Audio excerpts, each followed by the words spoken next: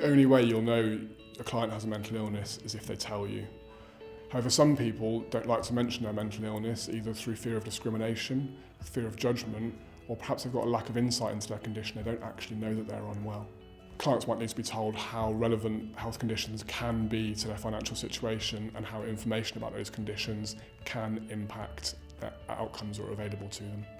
Throughout an advice session, advisors should provide plenty of opportunities for clients to inform or disclose a mental illness.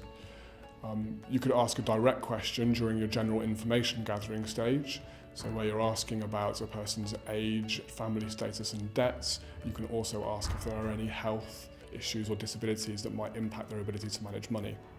So it's not always comfortable to be so direct with questions about mental illness, but there will always be points in an advice call where the issue can be raised. So for example, if the client mentions they receive disability benefits, you could ask a question like, is it okay if I ask you a few questions about your disability or illness, as it may help me give you better advice? Or the client mentions they're feeling stressed or not sleeping or eating properly.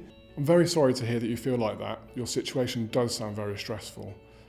There are options for dealing with unmanageable debt. Money problems often impact people's health. Have you spoken to your GP about this?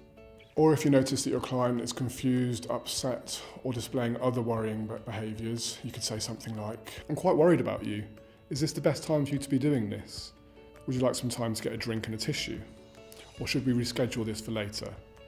I have helped people in similar situations to you, and there are things you can do about your debt, but you also need to make sure you take care of your health.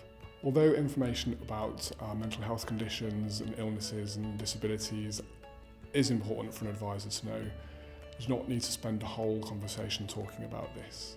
A detailed medical history is rarely necessary. Advisors should try and gather specific information that is only relevant to the client's financial affairs.